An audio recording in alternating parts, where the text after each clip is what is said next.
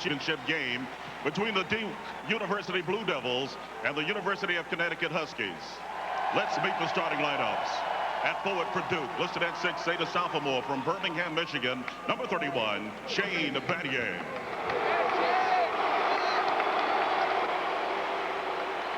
At forward for Connecticut, listed at 6'7", a junior from Springfield, Massachusetts, number 15, Kevin Freeman.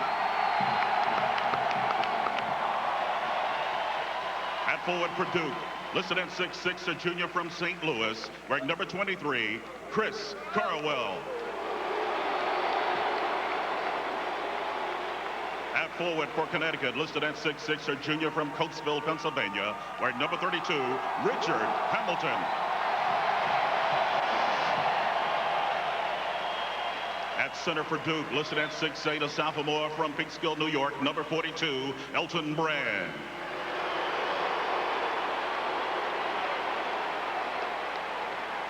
At center for Connecticut, listed at 6'11", a junior from Katy, Texas, number 43, Jake Bosco.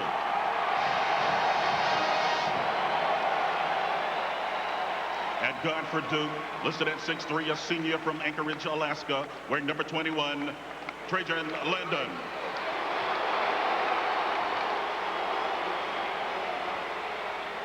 At guard for Connecticut, listed at 6'2", a senior from Augusta, Georgia, wearing number 21, Ricky Moore. At guard for Duke, listed at 6'2", a sophomore, also from Augusta, Georgia, wearing number 5, William Avery. And at guard for Connecticut, listed at 5'10", a sophomore from Indianapolis, wearing number 42, Khalid El-Amin. The head coach for Duke is Mike Krzyzewski. And the head coach for Connecticut is Jim Calhoun. Jim Calhoun was named the Connecticut coach just 1 month after Coach K had taken his first Duke team to a Final Four back in 1986. Billy, the Packer points. Well, Jim, there's a special feeling in this air tonight. You can think that both of these teams think they're capable of winning the game. So let's take a look at it. Get ready, McGetty. We've had so many freshman outstanding performances. Arnie Farron back in 44, Purvis Ellison in 86. I have a feeling this guy may be ready to step up tonight. Rip Cords, I'm talking about Rip Hamilton. He has been the scorer of this tournament. Night in, night out, comes up with not only great stats, but big shots. Trajan, and I'm talking about Duke's three-point shooting. They shoot very well, almost 40%, but Connecticut holds people to 28% from three. And Brand X, we're talking about what will Connecticut do with Elton Brand down on the low post. Jake Bosco has had foul problems. That could be of concern for Connecticut. For two players, an unbelievable road to the championship game. Off the same street, in fact. William Avery, 2 years the junior of Ricky Moore. They were raised on Hazel Street in Augusta, Georgia. Ricky the teacher, William always his pupil. William always wanting to wear Ricky's number. They won a state championship at Westside High School in Augusta back in 1995. Now they play for the national championship on different sides. A tournament that began as the most turbulent and tumultuous first 2 rounds ever has the two teams everyone wanted in the title game, and Duke has it first. It's Bosco down inside, playing against Brand by himself. Let's see what happens the first time Brand touches it. He's going to play him by himself. Here's the double team. And El-Amin came over to help out, but was on the line. So they're going to double up now when Brand gets it in the post. Now, what I think Jim Calhoun is going to do is let him play him face up, then double team from the weak side with forwards, as opposed to using his guards to double down.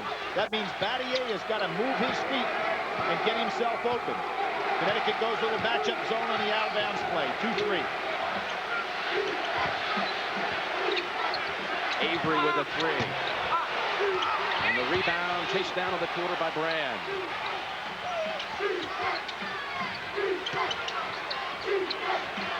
Avery again. Left open.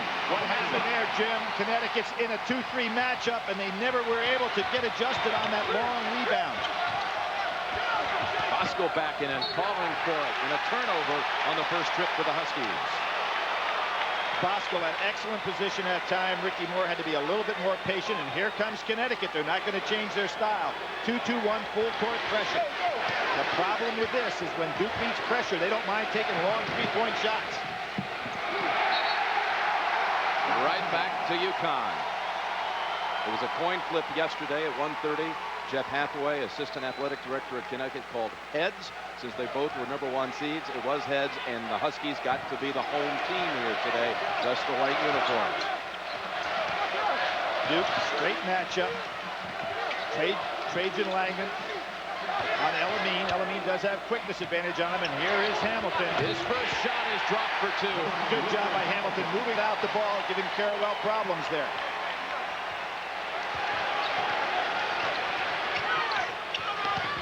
Langdon blocks by Freeman and saved at the last minute. Up off the hands of Ricky Moore. Duke ball. What a block by Freeman. It was a tremendous job by Freeman, but that's what Duke will do. If you press them, they're not afraid to take long three-point shots. That was a sensational defensive play. Brand got it on the inbounds pass, could not convert it. Nice job by Bosco.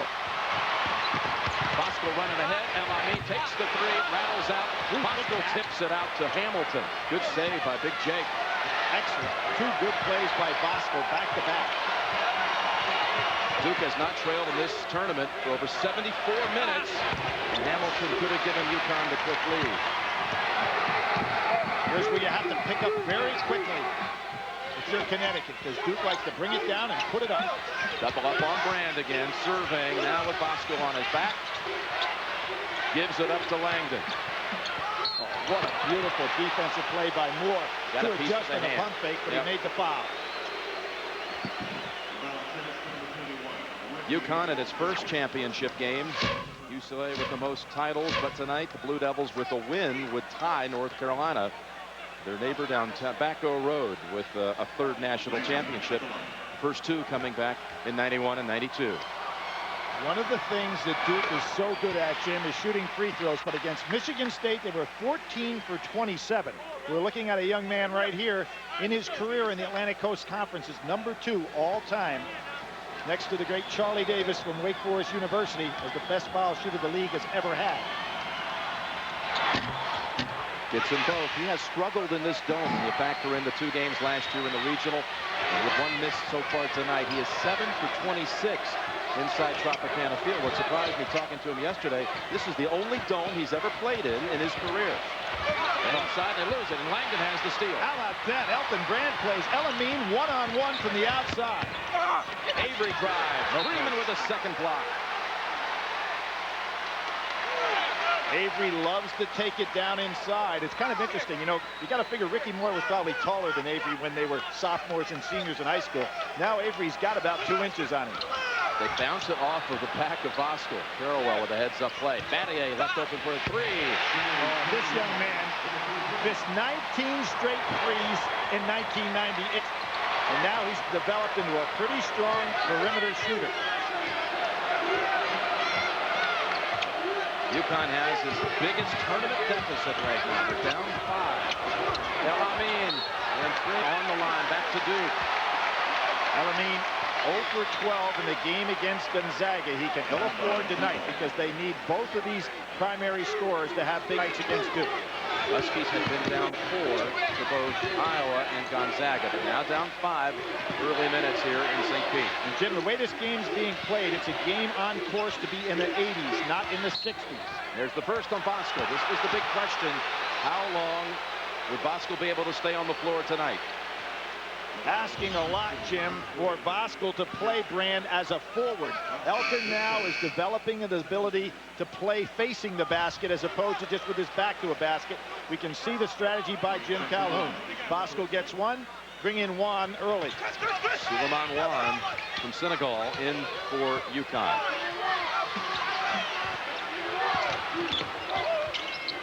Avery working on Elamine, and he'll go to the line for 2. Duke, the champions of the East. You know, in Mike Krzyzewski's career, when he's been sent to the East Regional, his record 24-0. And storming through the East this time with a 30-point margin of victory, and then the 6-point victory factored in here lowers it to 25.2. Jim, remember Selection Sunday when everybody was talking about, will Connecticut be moved, or will they put Duke in the South? You know, Mike Krzyzewski wanted Charlotte, and he wanted the Meadowlands, and that's what he got. Well, they had earned it too during the season. Absolutely. You know, meritorious selection for them. And there's the Husky road through the West, which has become the preferred routing, if you will, from the Big East. The last 3 Big East teams to make the Final Four have all come, oddly enough, out of the West Regional. And 6 of their all-time 10 Final Four spots have come from the West for the Big East Conference. John Thompson used to love to go out there so he could isolate his team. Steps and takes away a 3.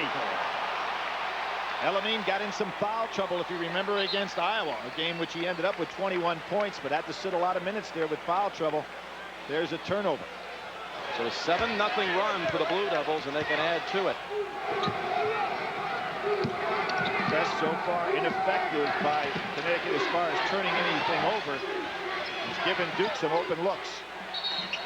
Traveling on Carrollwell. Hamilton's pressure forced it. Good job there by Carrollwell to come to the ball, but not much of a passing lane.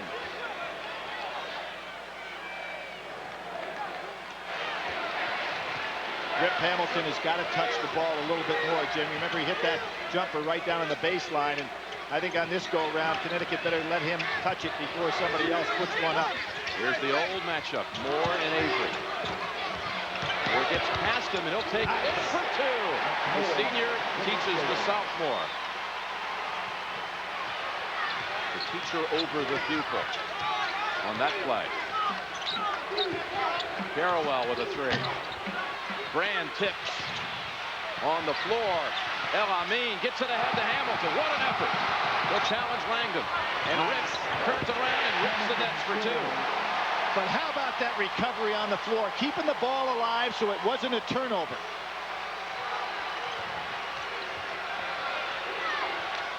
Moore on Langdon. Reach in. Look at Hamilton this time as they double up effectively again. Moore has to eat his run after Avery. It forces the foul against Avery. Not a good foul by Avery. Moore was down there 1 against 4. Avery should have just tried to contain and not try to steal here. Hamilton has a second steal. There is the great play by Elamine to Hamilton, who pulled up with that little jump shot of his. UConn has turned it over 4 times, but a little surge now. CBS Sports' exclusive coverage of the NCAA Men's National Championship game is sponsored by Genuine Chevrolet, Charles Schwab, Goodyear, Budweiser, and by Enterprise. Hey, Billy, let's talk about the don't factor when it comes to shooting. And this is to your left tonight, folks, when you watch. We call it the open end. And through the games on Saturday, the 4 teams at that end of the floor, and with that giant screen also somewhat beguiling and confusing because you can see yourself shooting. Well, there's the closed end. At the open end, the teams on Saturday shot 36% from the field. On the right end, or the closed end, 46%. So if you're UConn, like a football team that would like to have the win in the 4th quarter, they're going to be in the second half to the preferred end. Now Ricky Moore steps in. Second time he's taken it inside. Both times he's delivered. And that was set up on Avery's foul that gave Connecticut possession. So far, the press, although it hasn't turned it over, McGetty's wide open, hesitated. And the freshman still, though, knocks it down. Corey McGetty. And Brand talked him into the shot. He said, take it, take it. Hamilton, they don't have to ask him. Oh, that was a foul. He follows it up, though, up the glass for 2 more. And there was Battier fouled on the block out, but nobody blocked out the shooter. How many times do we see that? You cannot let the shooter has the best look at the rebound. There's McGetty. And, I thought it was going to be on Juan, but they call traveling first on the freshman. Albert Mooring in for UConn. Voskuhl will return. Look at some of this contact between the old friends from Hazel Street in Augusta. I guarantee you that wasn't the first time those 2 guys collided if they lived on the same street and played basketball on the playground every day. Well, they first met when Ricky was in the 2nd grade and Avery was in kindergarten. Connecticut with an opportunity to take the lead. Solid screens and switches. If Connecticut sees that's going to happen, they're going to isolate more on a guy like Battier. Get it back. Moore with a good fake. Take the jumper. And he's scoring tonight. 6 points for Ricky Moore. As a freshman and sophomore, before he became the point guard, there goes Maggette. And a block by Freeman. That's 3 already. Jim Moore was considered an outstanding scorer, and that's what we thought he'd be till he assumed this role as a defender and point guard. Freeman, quick hands. Boy, Connecticut getting every loose ball on the floor. 3 seconds. 3-second violation. Well, the Huskies have taken the lead, and Duke trails for the first time in 78 minutes in this tournament. Boy, that is a tremendous play by Freeman. The 3rd big block he's made today. And you'd have to say 2 of the 3 really were baskets that Duke would have had. That block on the wide open shot by Trajan Langdon. Chris Burgess, the sophomore from Irvine, California, in.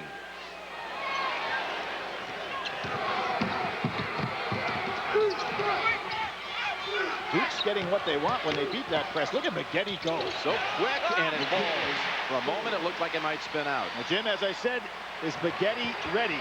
I think the answer is yes. Moore feeling it tonight. Not this time. Tipped out. Hamilton again. Loose ball to the Huskies.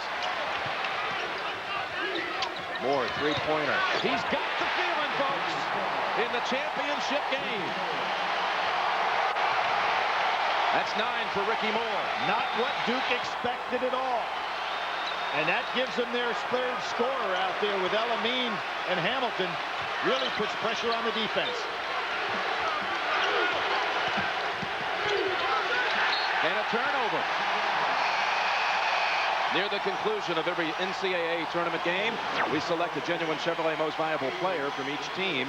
To date, Chevrolet has contributed over $7 million to the scholarship funds of America's colleges and universities. Elamine returns. You know, Jim, I'm going all the way back to Ricky Moore's freshman year. Remember the Big East championship win over Georgetown? Yeah, 14 in that game. He was sensational offensively. And he had a stretch late in that game where he had 10 straight points for the Huskies. And that night he shut down Allen Iverson, only 4 of 15 from the field. Allen Iverson said he's the only man in college basketball quick enough to guard me. That's saying something. Look at Elamine dish to Saunders. Mike Krzyzewski now up off that bench trying to work these officials a little bit. Feeling that he had the charge. Game being called kind of loose inside. It's the first run anyone's put on Duke in the tournament. 15-4 run, and Trajan Langdon. Over Mooring. Got to get up in his face and made him put it on the floor. Connecticut not to be denied. And a charge on Rip Hamilton. And who's on the bottom of the pile? Who else? Son Battier, the all-time leader at Duke University. There he is waiting on it. Elton Brand comes in. Battier, after that brilliant play, will get a rest. And both coaches liberally going to the bench. I don't really see any signs, though, of weary legs from either one of these teams coming off of Saturday's game. Rashmel Jones is in, 3-year co-captain for the Huskies, number 3, and Hamilton gets a breather. UConn can match him with depth. Oh, without question. Carrawell, good move. And Duke's back ahead. Lead pass to Jones. Another charge. Nope. It's Duke. On Langdon. Trajan was waiting for him. Well, if Duke thought somebody was going to slow this game down because they worried about their explosiveness, I think that was a charge, not a block. But it's called the other way. Trajan Langdon waiting right there for him. But Jones, who also is a guy that can explode offensively, although he has not played this year like he has in the past, had 11 points against St. John's in the Big East tournament. He was a scorer his sophomore year, Rashmel Jones. In fact, he was the top scorer for the Huskies until very late in that year when a freshman, Richard Hamilton, ended up overtaking him for the team title. He still averaged 13 a game that particular year and started 31 games. So we're talking about a guy deep on the bench right now that was a very important player for Connecticut. Got a lane violation. He'll get one more try. Shot looked good. I haven't seen any players playing with anything other than what looks like confidence, Jim. You see the shots going up, nobody pulling the string.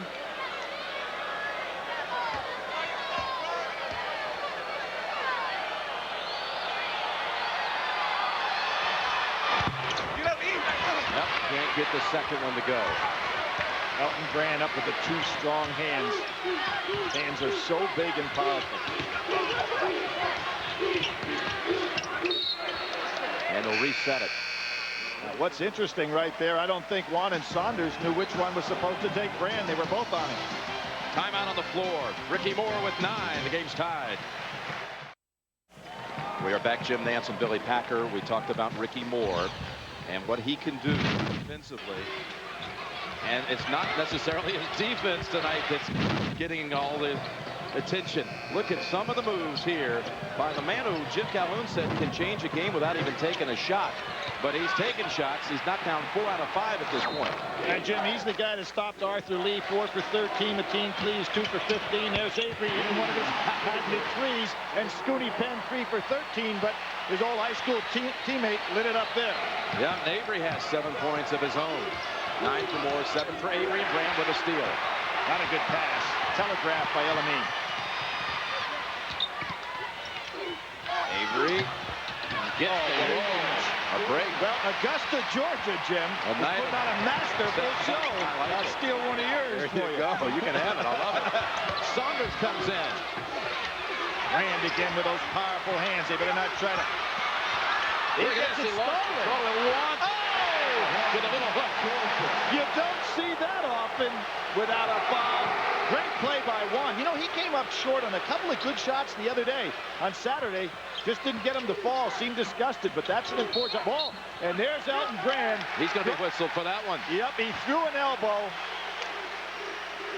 Well, we talked about Brand X, and when you strip a guy that's got the largest hands in college basketball, you've done something. And here's Juan, who had a couple of excellent post-up moves on Saturday, just couldn't get the ball to fall. Nice job here. Well, Saunders reached in to strip it. The 2 backups, Juan and Saunders, make the big play, and Brandon whistled for the foul at the other end. That was a foolish foul by Elton Brand, too. He's just trying to get some retaliation and get some respect down in low, but it was such an obvious elbow. We're almost halfway through the first 20, and Brand has only attempted 1 shot and missed it. Solid screen on Avery. Second time Elamine and Brand have been matched up. Elamine backs up to take it over him. How about that? The little guy's out guarding defensively on the switch. There you have Avery getting the rebound. Elamine's, there's the double team coming. Brand wanted it back. And now Saunders, they'll call it instead on Juan. There's a clean block by Saunders. But, you know, Jim, that's a foul and a defensive play that Jim Calhoun can afford. Bosco's not involved with it. Tomorrow on CBS, the long-awaited premiere of The Late Late Show with Craig Kilborn. An hour of comedy, celebrities, and his famous 5 questions. Catch the premiere, Craig Kilborn's new talk show tomorrow after David Letterman right here on CBS. Young man right here got the Naismith Award for the National Player of the Year. He's the ACC Player of the Year, MVP of the ACC tournament. Just about every honor you can imagine. Was selected as the Outstanding U.S. Male Athlete of the Year by USA Basketball.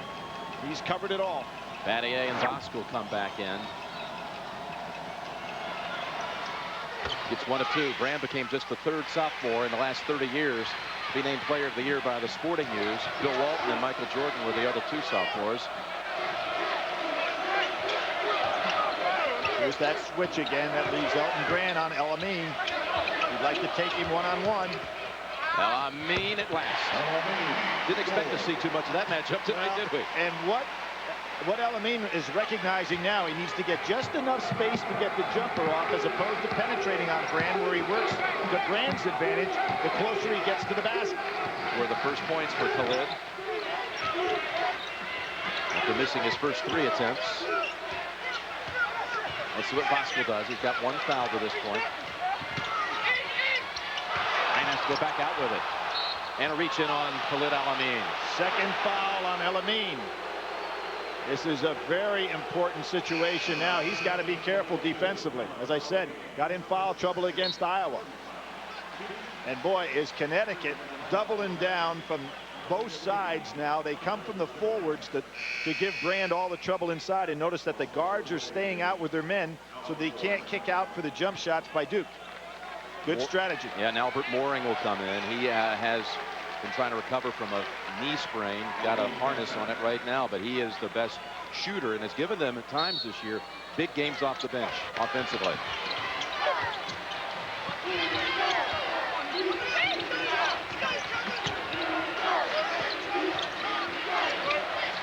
Here's a screen down inside. There's that double up. Brand back. Vanier follows it up. And look, it's UConn underneath with Mooring. Elton Brand's going to start to get a little nervous here, and the fact is a great block. Hamilton has it swatted away. A flying Carrawell. Jim, what Elton Brand has got to do now is to be very patient because the double team is coming immediately upon the catch. They're not waiting for him. That's kind of like Freeman's block on Trajan Langdon.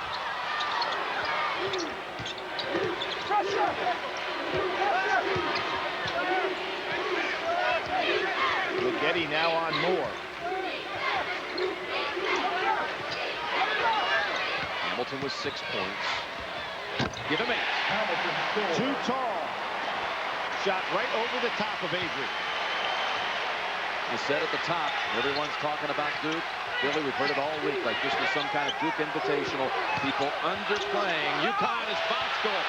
Stuffs them. And the Huskies are looking to regain the lead. To the middle. Freeman in the lane. It puts it up. UConn back ahead. Taking it right to Duke. So far, you get the feeling Connecticut is more confident that they can handle Duke than Duke is of Connecticut.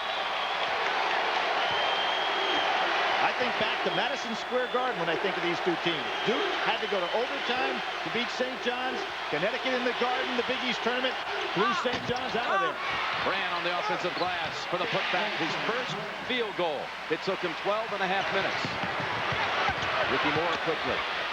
Fades away, and Ricky Moore continues to sizzle. And shakes his head like they're not going to stop me tonight. And you look into his eyes, and you believe him. Well, when you know what he's going to give you on the defensive end, and then he comes through like this in the offensive end. Well, Getty wants to penetrate on every move, doesn't he? Look at that move to quickly square up in midair. I think he's going to have to be the guy for Duke to offset some of this play by Ricky Moore offensively. Bosco ought to find himself somebody a guard. Good look at Moore go to the hole. Lost the handle. This is incredible. More and more. It's looking like UConn can stay with the Blue Devils till the very end. Sensational play on his part. Look at Bosco pushing down inside on Elton Brand. Here comes the trap. There's McGetty, Billy. Blocked. Up ahead. Hamilton. And look at the pickoff by Avery's open for the 3. Trajan waited too long. Got stuck underneath, drove too far. Another man left early for UConn. Vanier's foul may have prevented an easy 2. Trajan Langdon did not make a good decision at all there. He had William Avery on the wing. Here's Ricky Moore going down inside. Lost the handle and still made it.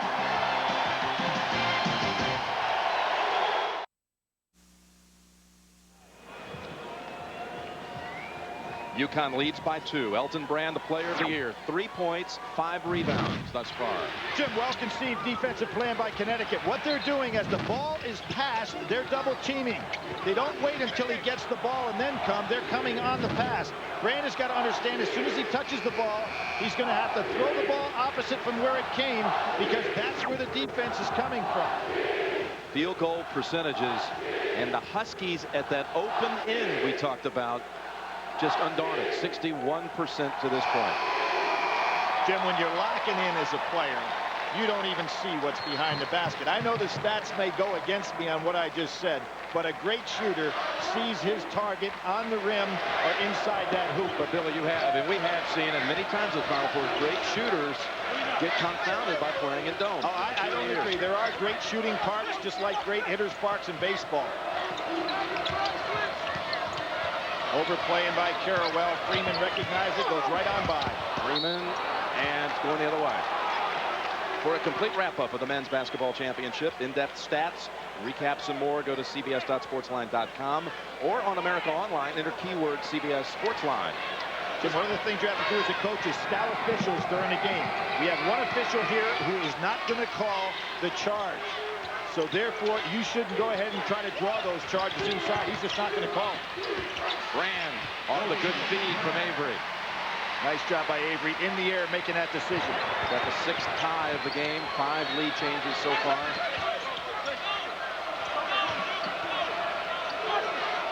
Duke led at one time by 7. UConn's largest lead 4. Hamilton on a nice flare. Side 3 too strong. All Duke in the area, and they outbattled themselves for it. Well, now look at that. Duke players arguing back and forth. Not a good sign for Duke. A little frustration there. McGetty and Langdon didn't talk. Knocked the ball out of bounds in what should have been an easy rebound for them. You really see some frustration in the eyes of the team that Jim was supposed to be coronated here, as opposed to winning this tournament. How many times this week were you asked your opinion about how could anyone play with Duke? And as though this was a foregone conclusion that the Blue Devils would win the championship. I agree, Jimmy. You've got to win this. It's a one-and-done deal. Connecticut was #1 in the nation more weeks than was Duke. So it's not like this team has to make any excuses why they're here. Mooring puts it up with the left hand. And Connecticut is getting very good distribution with their scoring. Getty dangerous here. Hamilton not strong enough to guard him. Garrowell slices to the hole. And Juan got a piece of the hand. Well, we lost 2 Big Ten teams here in the semifinals on Saturday. UConn's first visit to the championship game, mentioned for Coach K, it's his 5th final in the 90s, with wins over Kansas, and of course the win over the Fab Five of Michigan, defeated in the 90s in championship games by UNLV and Arkansas. Jim, just think about it. 1964, Connecticut had a chance to go to the Final Four. Team in their way, Duke University. 1990, remember that? It was Jim Calhoun's first NCAA That's team. right. At Christian Connecticut. Laettner knocked them out of it.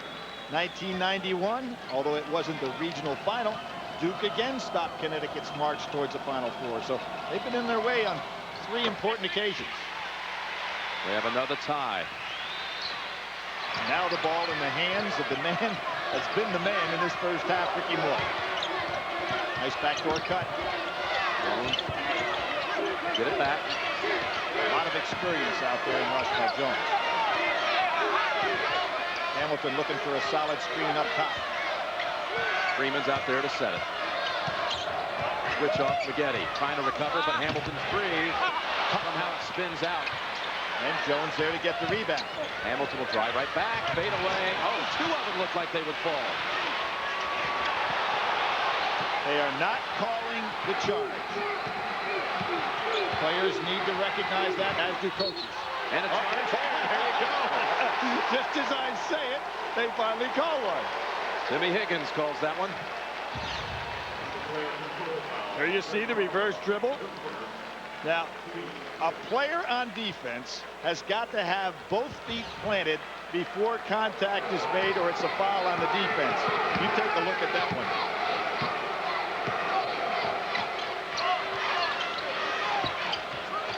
Four minutes to go in a thrilling first half.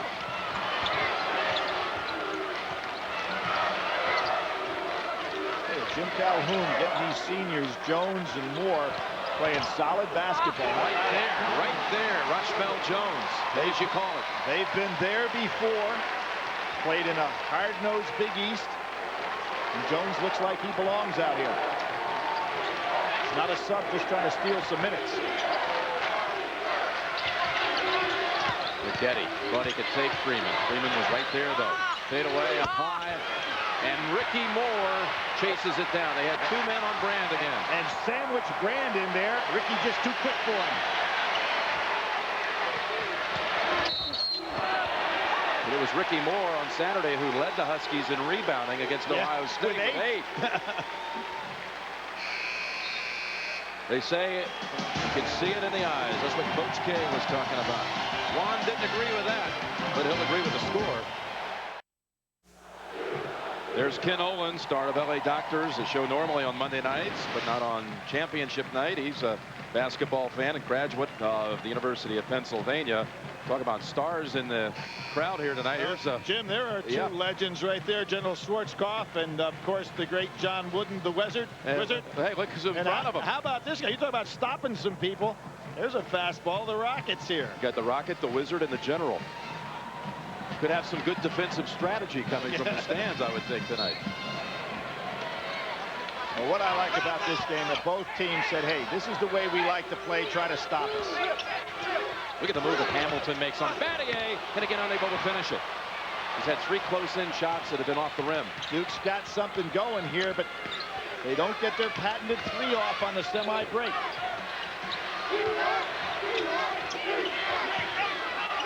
Nate James almost lost it. Again, they're not able to get the ball to Brand where he can score without the double team coming from the weak side. 7 on the shot clock, out to Carrawell.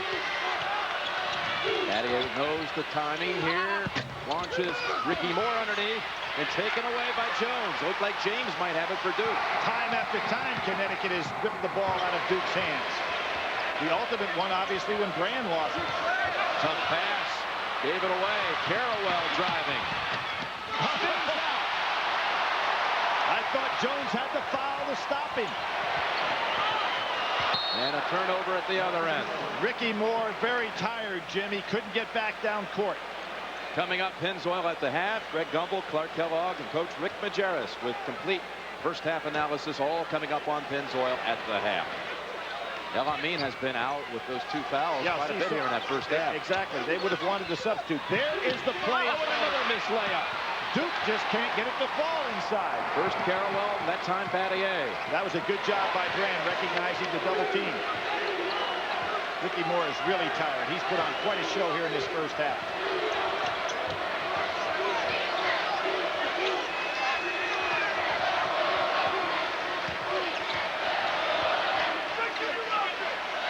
Hamilton would like a screen.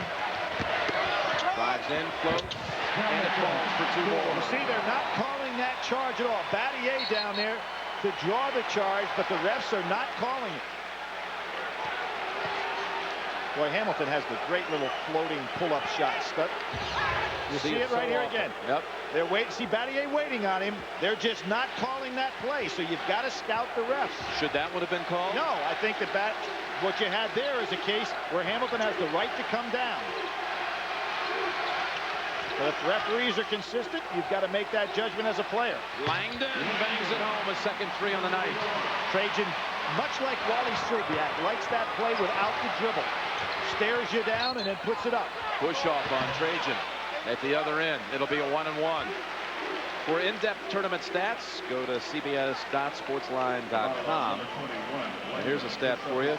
Field goal percentage. This is the Duke team that field goal percentage defense is having its best season since 1960, holding opponents at a 38% average. And Jim, something had to give here because Connecticut does a great job on 3-point defense, holding teams to 28%. And you've got Duke, a team that shoots almost 40% from 3. Now Krzyzewski wanting to get Maggette back into the ball game. Now he changes his mind. It'll be 1-and-1 for Ricky Moore. At the line. I'm surprised he didn't do that with James in the ball game. They've got an opportunity to get maybe 2 possessions here to end the half. Freeman, though, comes into the lane to strip it away. Freeman does a lot of things for you quietly. Moore bounces in, lost control, but had to throw it up with the left hand. What Duke is not doing is pushing the ball down the floor, kicking out, and hitting the 3. That is one of their best offensive weapons, and Connecticut is cutting that off tonight.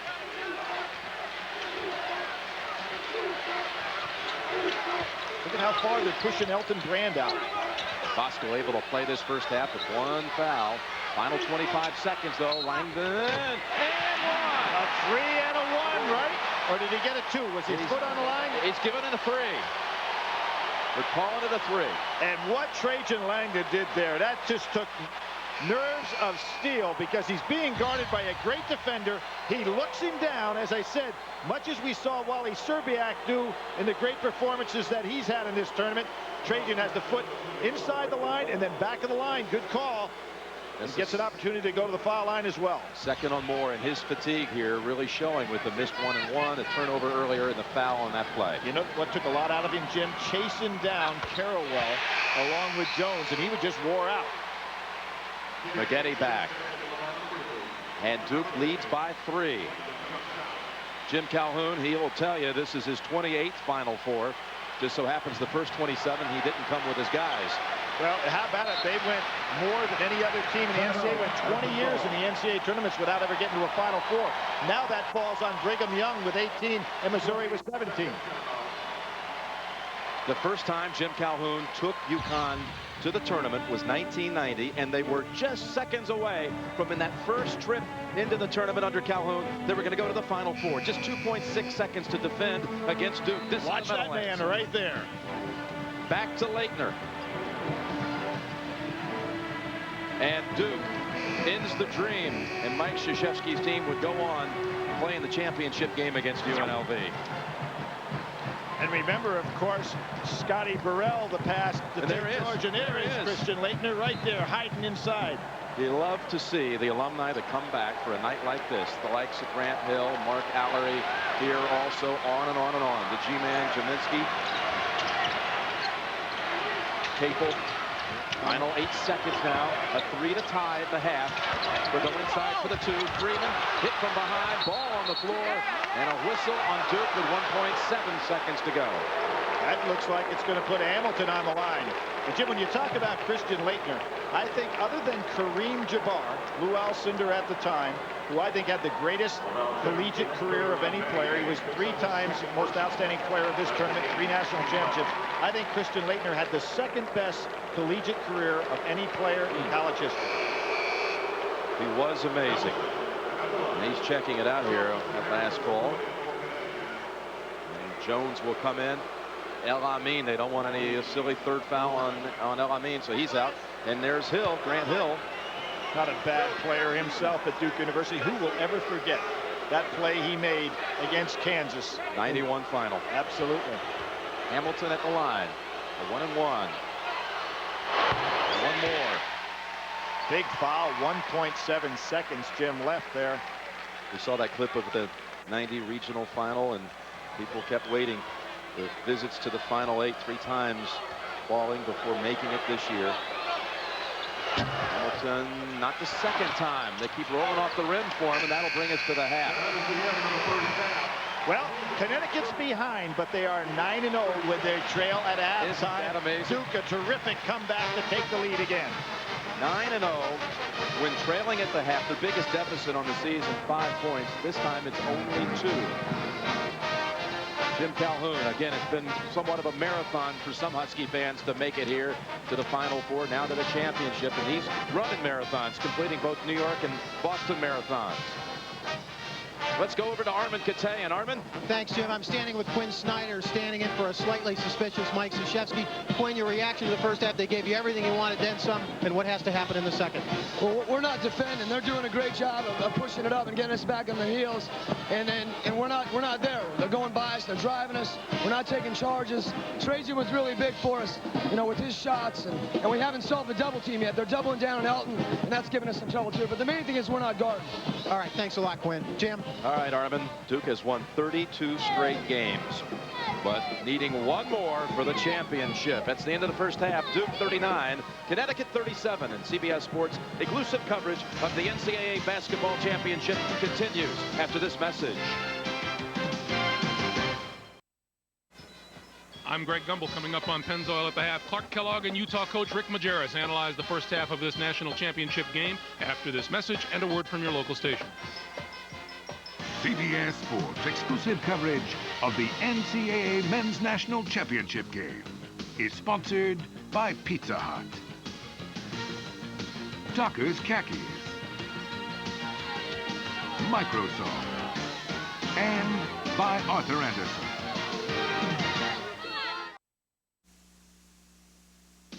CBS Sports presents Pennzoil at the Half, sponsored by Pennzoil, specially formulated for today's stop-and-go driving. Stop, go, Pennzoil.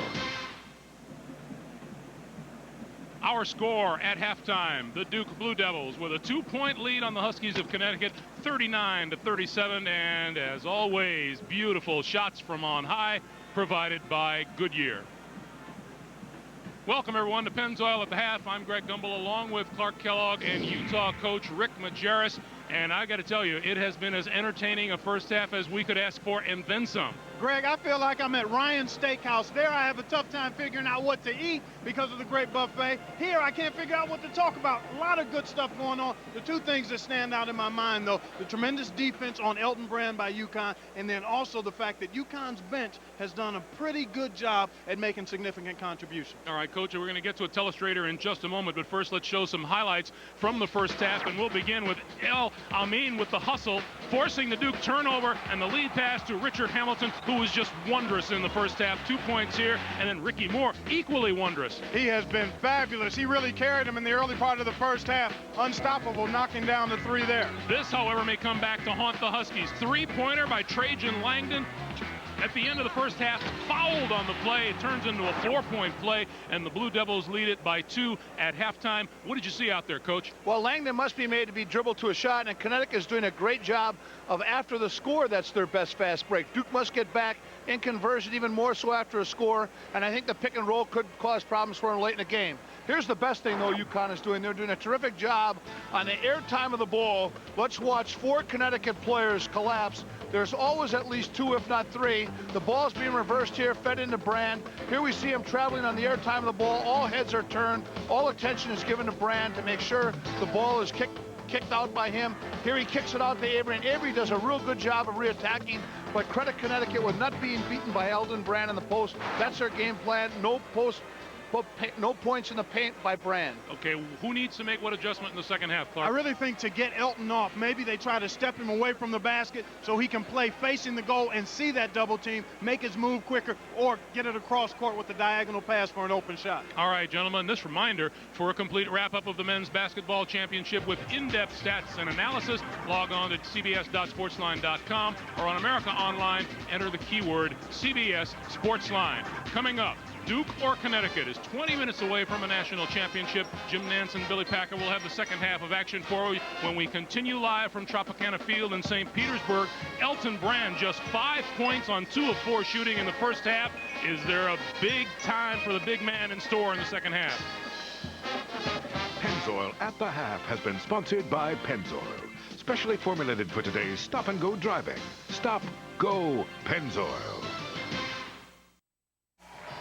We're back at this uniquely angled dome in St. Petersburg. Halftime numbers. Look at this. Huskies better field goal percentage, out-rebounding the Devils, and more points in the paint. But the Blue Devils lead by 2 at halftime. And we'll return to St. Petersburg after this message and a word from your local station. You're watching CBS Sports exclusive coverage of the NCAA Basketball Championship.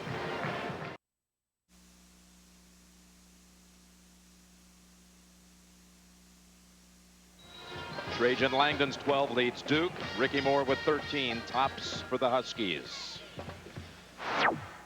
Pepsi One presents the Virtual Playbook. Jim, great adjustments that we're going to see here by Connecticut. When they see the overplays by Duke, they've been going back to court, backdoor beautifully. Here we see Ricky Moore take advantage of the overplay. Good passing lane. He cuts backdoor, pass right on the mark.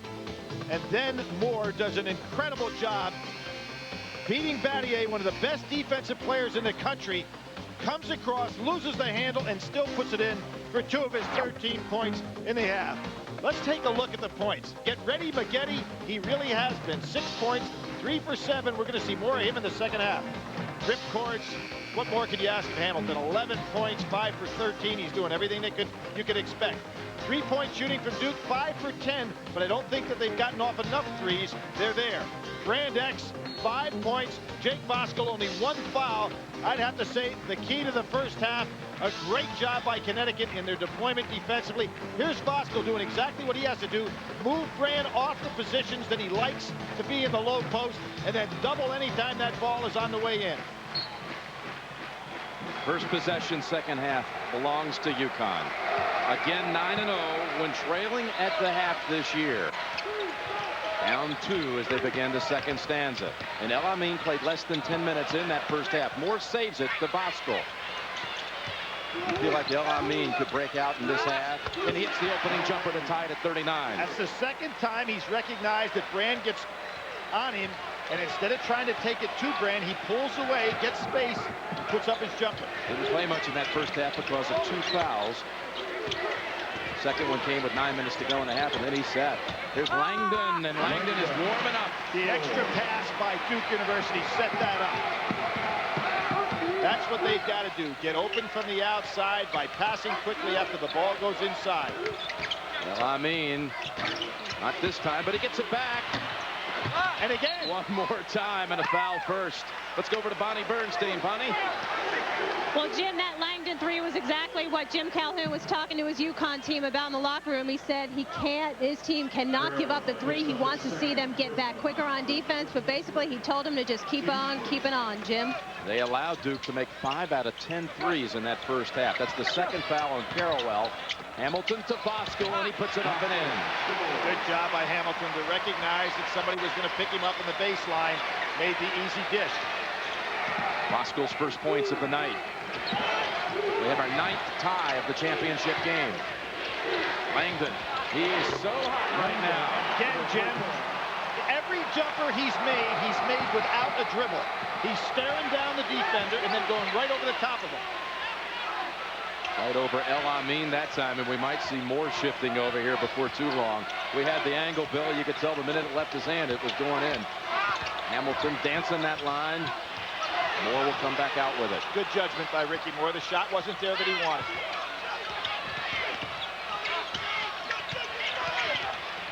Hamilton, heavy traffic, has to go back out. Nobody traveled. El Amin traveled. Connecticut that time got away from their spacing that they've been so good at the first half. They had to readjust. Ricky Moore probably should have dribbled that ball back out at the top, Jim, and reset the offense. El Amin has turned it over 4 times on the night. It's Moore, Jim, switched over on Trajan Langdon now. They've seen enough of his outside shooting. Brand for the easiest 2 of the night for the player of the year. Good judgment by Bosco. He would have only committed a foul had he gone over and chopped down. And Duke up 5.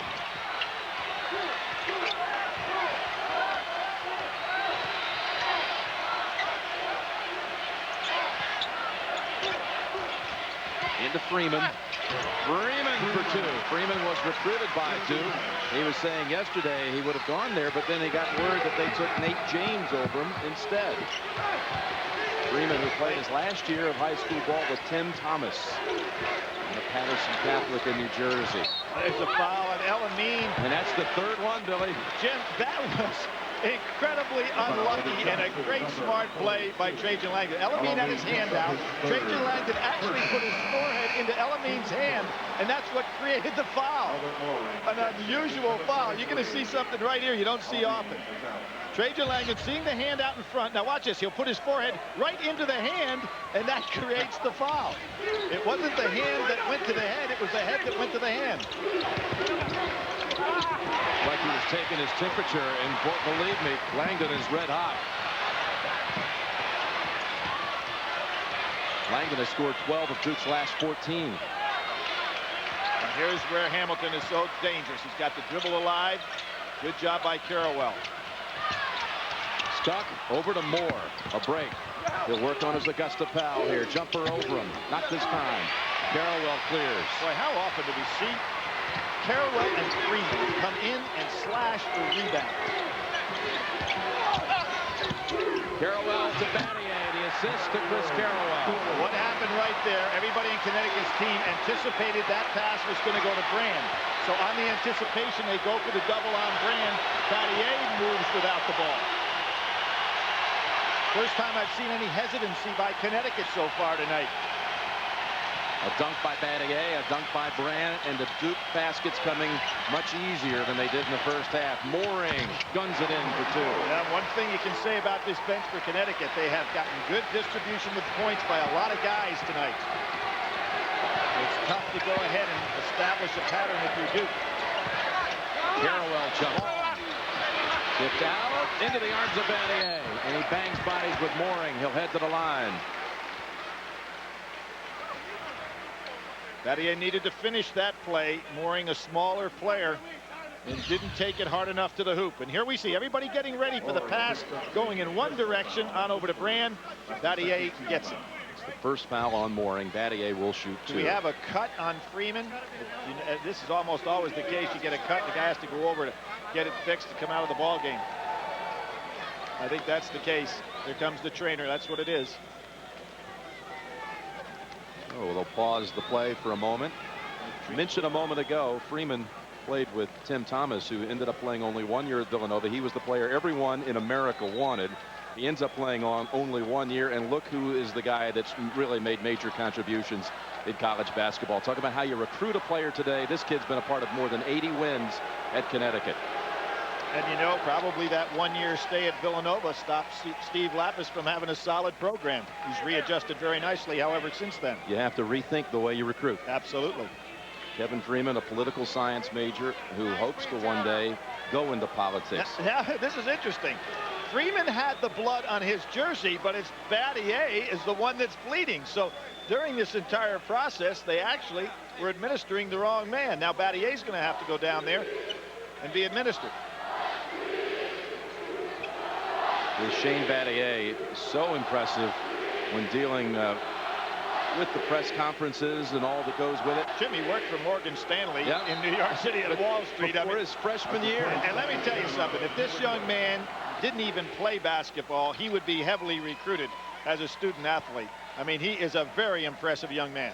He said he grew up a Michigan fan, loved the Fab Five. Battier grew up in Birmingham, Michigan, hated Duke, didn't like Grant Hill, Christian Laettner, Coach K, but when they called to recruit him, he said, I realized that's the way ball should be played.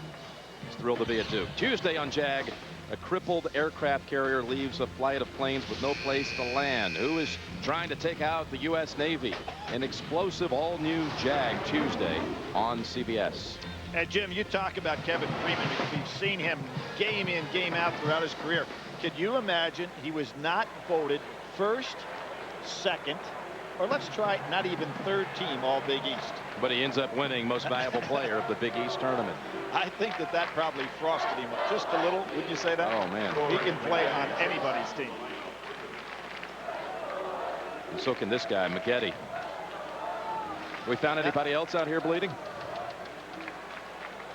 The officials seem to be confused themselves as to who can or cannot come in now. Jim Calhoun, I mentioned it earlier, Billy. He was hired in May of '86, which just 1 month after Coach K had made an appearance at the Final Four for the first time. And back in those days, all UConn was trying to do was stay out of the 8-9 game in the Big East tournament. Jim O'Brien, who was in this Final Four, was hired within weeks of that event also. You know, I remember Jim made a great statement. He said, I started recruiting and I told kids, hey, guess who you can play against if you come to Connecticut. Now he says, hey, here's who you can play with.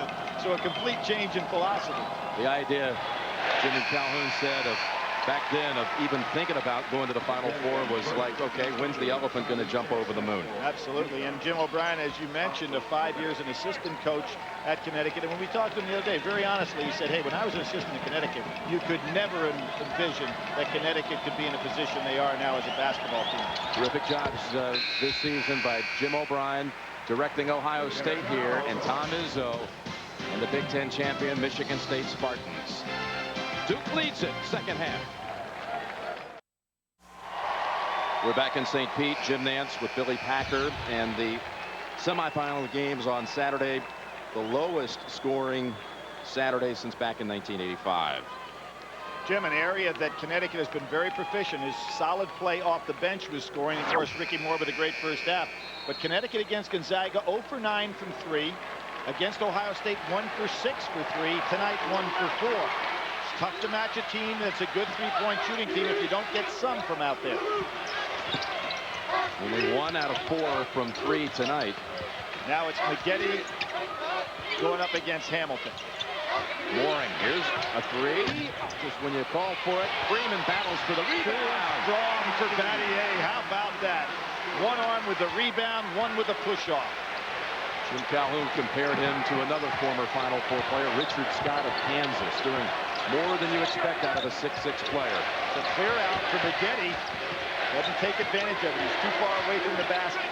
With a little more experience, he'd know what to do there. Avery way outside. Push.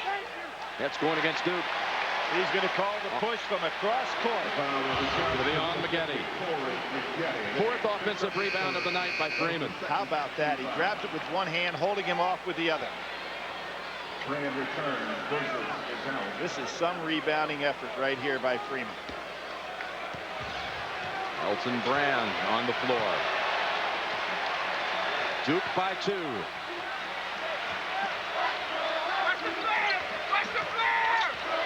There's the flare. You can hear people hollering, watch the flare. Brand had Hamilton for a moment, and he draws the foul.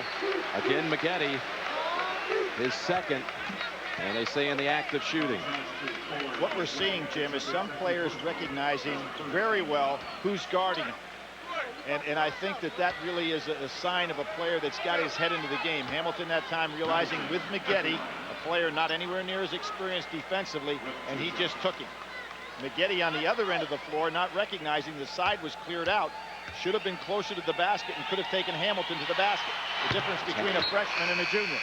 Hamilton's first point of the second half, the first team All-America. Big East co-player of the year with Tim James of Miami, but that's 2 years he's been the player of the year in the Big East. The only other players to win it multiple years, Chris Mullin and Patrick Ewing. How about the first year that he won it? He wasn't even preseason all-conference. Ended up being player of the year in the conference. Ties the game at 49. Our 10th tie. And Duke has not solved the problem as how do you get Elton Brand the ball where he can be a scoring force. Juan just pushing him out of the area he wants to score from. Inside the Brand, and had the chippy, but was fouled. He'll shoot 2. And you can see Connecticut saying we can use, between Saunders and Juan, we can use 10 fouls and keep Bosco fresh. Elton Brand from Peekskill, New York, a sophomore, his sophomore year in high school at Peekskill High School, playing for the Red Devils, now playing for the Blue Devils. He won a state championship, and in the quarterfinals, his Peekskill team beat a guy we also caught up with in this tournament named Wally Zerbiak. And his mother is here, Daisy. She was an outstanding player, athlete at North Tarrytown High School. Jim, not too far from where he lives. And you know who was the greatest coach ever at North Tarrytown High School? A guy by the name of Tony Packer, my father. Wow. How about that? Later, a coach at Lehigh University. Your dad. There's a double team on Juan. Why? How about that? Delivers. You know, that young man deserves a lot of credit. He worked so hard in practice this week, had good practices, but just didn't get anything to drop for him on Saturday. Today, he's put up 2 outstanding shots inside, and they were there. Rebound tipped around, back out to Avery. Wow. Battier. Quickly. And Hamilton. Nice block out by Hamilton. And he wants to run. And shoot. There it is. And the lead. Great job by Hamilton pushing the ball down the floor. Duke is really out of sync offensively half court because they have not been able to get the ball to Brand consistently. The 7th lead change of the championship. And Juan is pushing, he's pushing, and keeping Brand off the blocks down low. Langdon drives in the time back. Trajan Langdon. The 5th-year senior. Came to Duke without a scholarship because he was a baseball pro.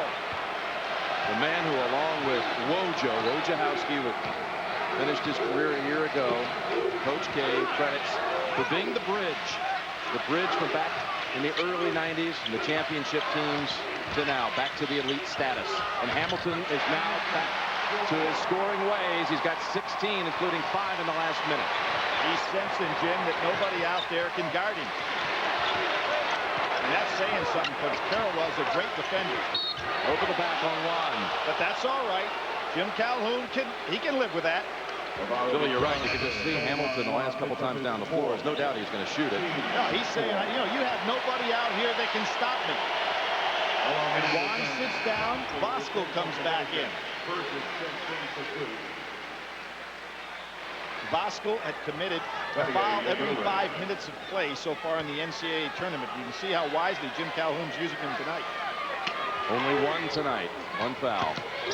Almost stolen by Elamine. Avery left open. Well, you don't give him that many good looks. And the loose ball into the arms of Voskuhl. And here's the numbers again. Saunders is open. On the wing, Mooring will drive in. And bangs it home, and a block on Avery. A chance for a three-point play.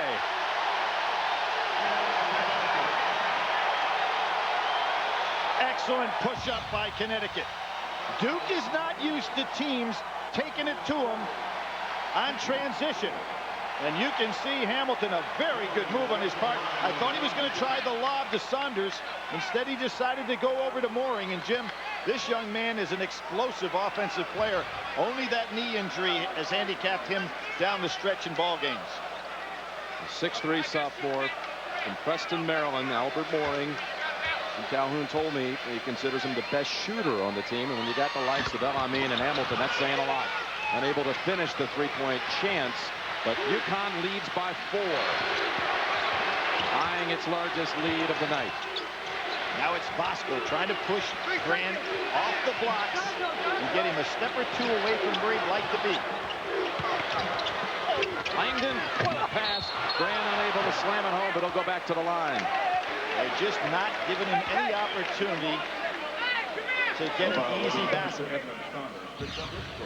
Now what Trajan Langdon, and give him a lot of credit here, he realizes how Brand's being defended, so now he's going to penetrate and try to get the ball inside after some switches come over there. And there is the cheap foul, but it prevents Brand from getting the easy put down, puts him on the line where he's nowhere near as proficient.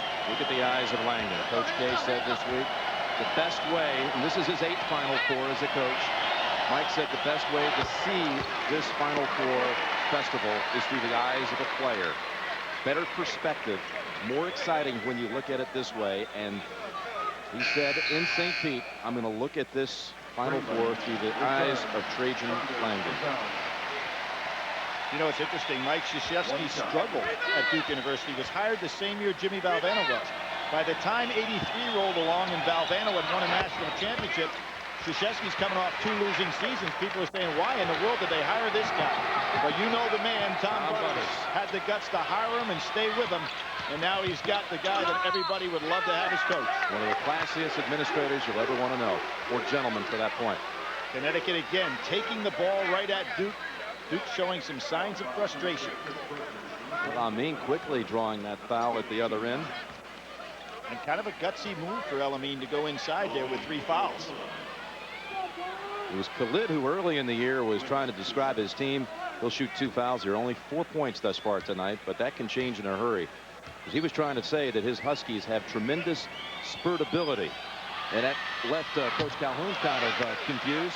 He thought it was talking to Clark Kellogg. And Khalid said, I got that from Mr. Kellogg. And there we have Connecticut now 4 of 9 from the line. Remember the great NCAA tournament he had last year? He had 93 points in 4 games.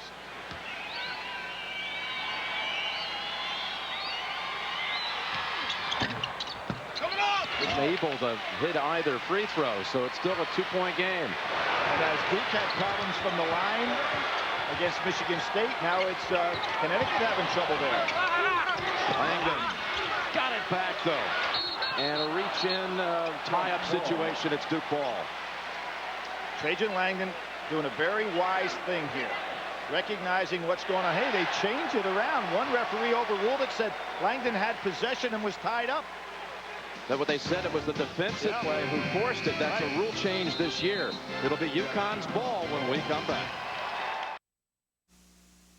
CBS Sports exclusive coverage of the NCAA Men's National Championship game is sponsored by Oldsmobile, Nike, Conseco, and by new Pepsi One. Back in the Tampa Bay area, St. Petersburg, and the aerial shots being provided by Goodyear. Are we in store for a shocker tonight? That was the talk all week, that Duke was just, again, a foregone conclusion. Coronation coming tonight for the Devils, but UConn and the people who followed UConn all season long knew otherwise. It was a team that lost only twice, once to Syracuse when Hamilton was out with an injury, and once to Miami. 33-2, best record in school history. The Devils 37-1. If they could muster a win here tonight in the championship, it'd be the most wins ever in a season by any college basketball team. It's something when you don't have your own school record for the reason that they hold the national record, huh? There's some. Bosco got it back. And there is Khalid El-Amin. And meanwhile, in stores, talking about in store for a shocker. Look at the celebration back on campus in Stores, Connecticut. No double team this time. Brandon. Brand in and back to the line for one more. Jim, that was the first time tonight, to my memory, that the ball went inside to Brand, and Connecticut did not double from any area. When they did this isolated Brand on Bosco, and look at what happens. So Jim Calhoun changing up his defensive strategy.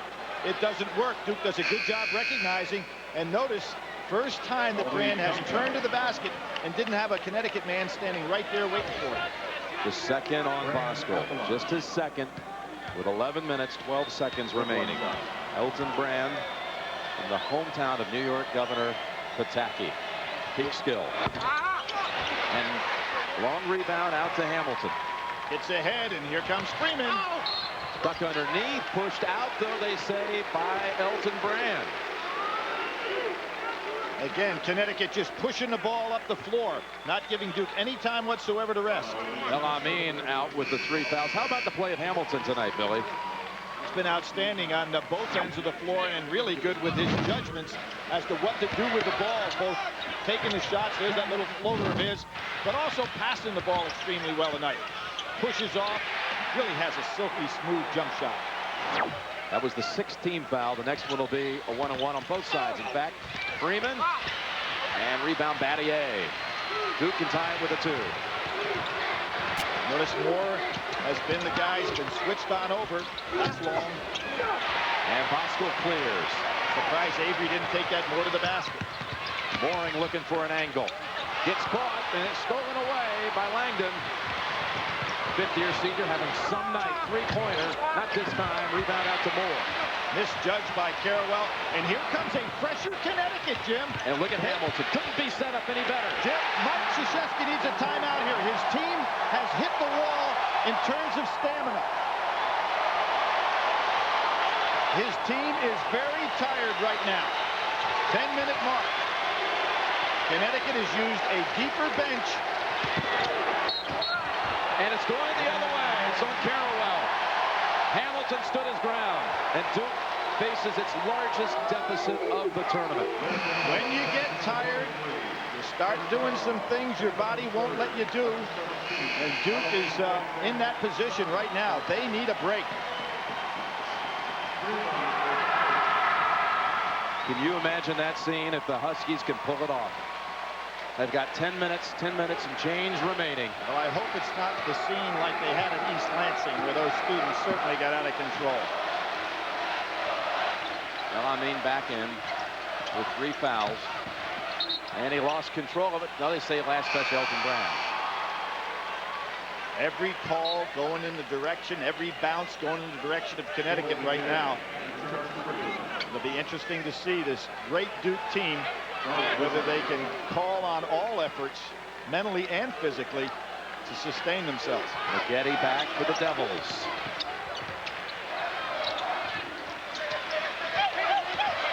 Hamilton inside to Saunders. Soft hook, tipped up by Bosco, and Duke's underneath. Brand's 11th rebound. Ooh, Avery was thinking about putting up the 3. Look at Langdon. There's the push. And it's going to be on Battier. It'll be a 1-on-1 at the other end. 3 on Battier. 3 on Avery. 3 on Carrawell.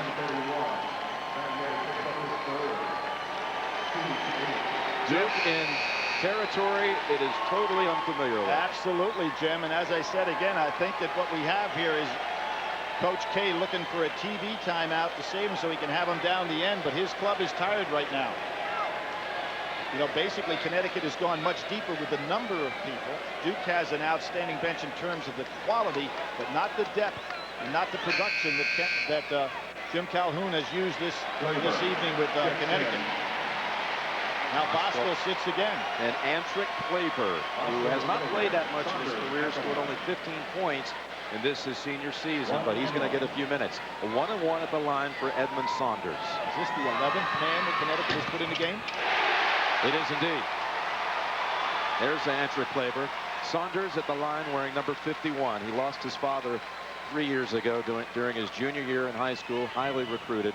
His father, Robert, was 51 years old. He says he'll wear that number to commemorate his father's courage the rest of his career. Can't get the second one. Jim, you know what Jim Calhoun has on that bench? He has Freeman getting rested. He has Bosco getting rested. And it's going to be Saunders on Brand. Duke should go to Brand now.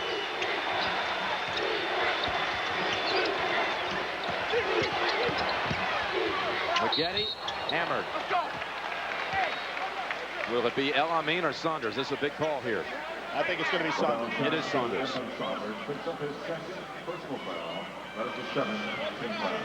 That'll send McGetty to the line. 4-on-1 for Connecticut. And El Amin with 3. Saddled most of this night by the foul trouble. And here for Coach K, one of only a handful of freshmen to ever average double figures in their, again, first year. Johnny Dawkins, Mark Allery, who's here tonight. Dawkins on the bench as an assistant. Grant Hill, who's here. Trajan Langdon and Elton Brand, they're all here. A little nervous apprehension on that Duke bench right now. As you said, Jim, they have not been in these waters before. Not this season. And now the only member of Coach K's 98 recruiting class will shoot one more.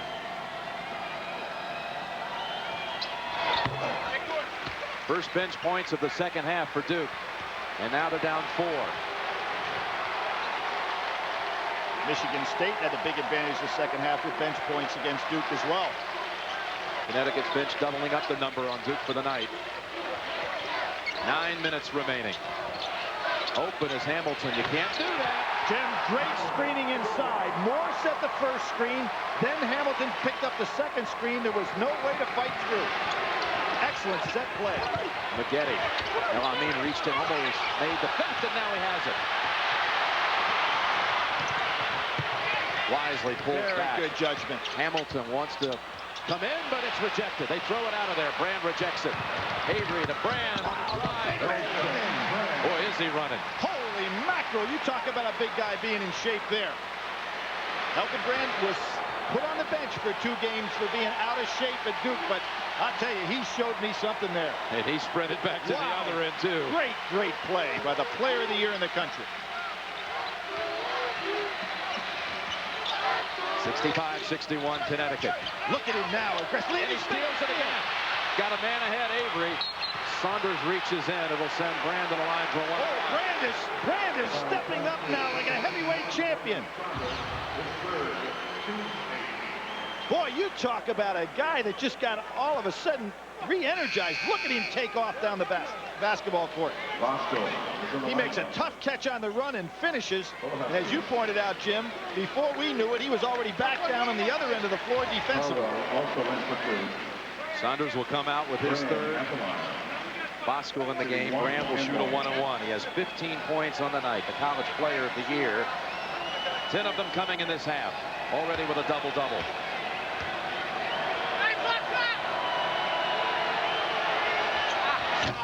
Won't get a second try. 8 minutes remaining. The game we longed for all season in college basketball. And 8 minutes left to determine the national champion. Now look for the screens again for Hamilton. They're setting a lot of great curl moves for him. He gets a bigger man. Does he drive to the basket? There he goes. Rejected by Carrawell. Out to Freeman. Left hand off the glass. Too strong. And Brand again has it.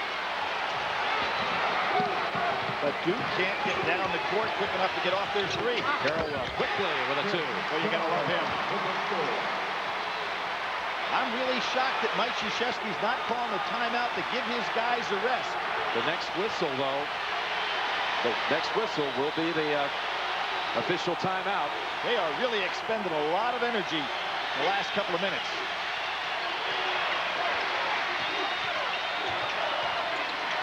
El Amin blocked by Brand.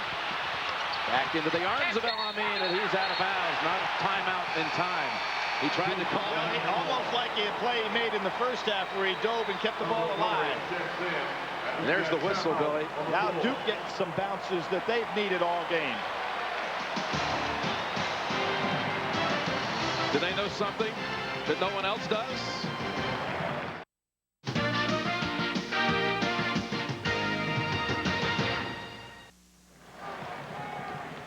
Rip Hamilton leads all scorers with 22 points. A UConn lead of 2 with under 7 minutes remaining.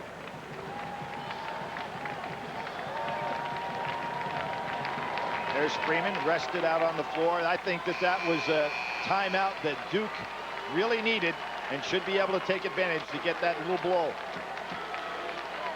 Back out there with their starting lineup. They've played a lot more minutes than the starting lineup for Connecticut has.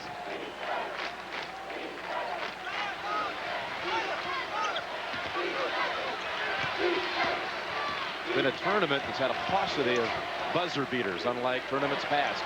Maybe there's one save for tonight. What's this call? That's Moore trying to fight through the screens. Yep. Gets called for holding Trajan Langdon. That's the third on Ricky Moore, who had 13 points in the first half, but has not scored in the second half. But those 13 points, Jim, were so valuable because Connecticut was looking for somebody to get on the board, and he really took over offensively. Langdon at the line, 1-1. Think of his career. Comes to Duke just months after the Grant Hill senior team lost in the finals. He said, I came to Duke thinking I'd go to 4 Final Fours. His first year is the year that Coach K has to sit out. They're 13 and 18. Then he has to sit out a year because of a knee injury. And now in his last season, he gets to play for that championship tonight. This is one of his patented free throws. However, he could have tied the score up. High school teammates going head-to-head in that matchup. Hamilton partially blocked. Bosco fights for it, and it's Duke ball. Devils have a chance to take the lead. That was great defensive help by Elton Brand because they had the double outside, and Elton stayed right with Richard Hamilton.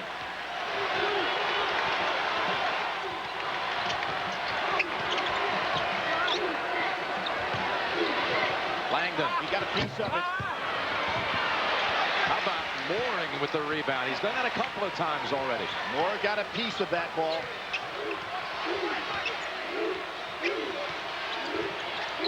Ricky Moore challenges Avery. Bad shot.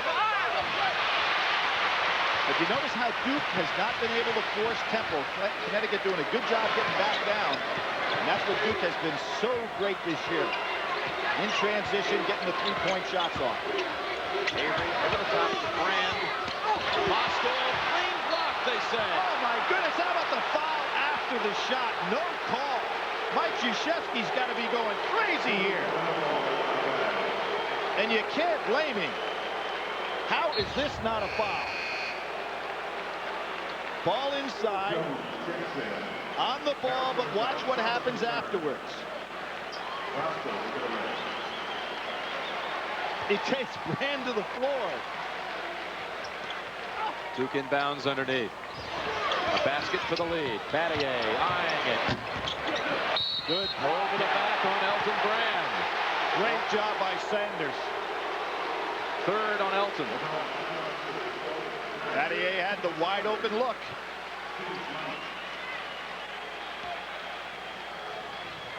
Jim Calhoun said when we came here this week, we came here not just for this team, but for all the players who led this program here. Players like Lyman DeVries and Chris Smith. You know, they had chances to get there. Didn't quite ever finish it in those regional finals. Hennefield, Danielle Marshall, Travis Knight, just some of the names. Sheffer, the lineage of UConn basketball, and certainly Ray Allen, who's here tonight. Jim, that 94 team, 29-5. Jim calls that the most talented team he ever had. Danielle and Donnie Marshall, Kevin Ollie, Travis Knight, Ray Allen got beat in overtime by Florida. You remember that one? Pretty touching, though, to hear Calhoun talk about how they're all here tonight. They all got us here. Well, he considered Chris Smith the most important recruit he ever got because that was the first one he beat head-to-head against a top Big East school. Avery partially blocked. Saunders got a piece up. Avery can't quite fall the rim. And UConn clears. It's Rushmel Jones underneath who rebounded. Steps.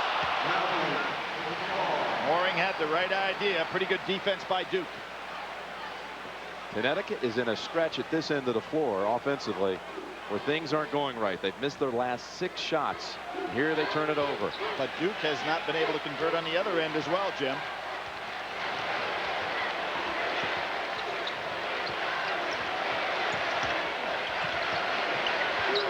Minutes remaining. Boy, Ricky Moore is just chasing Trajan Langdon everywhere. He can't fight through any screen.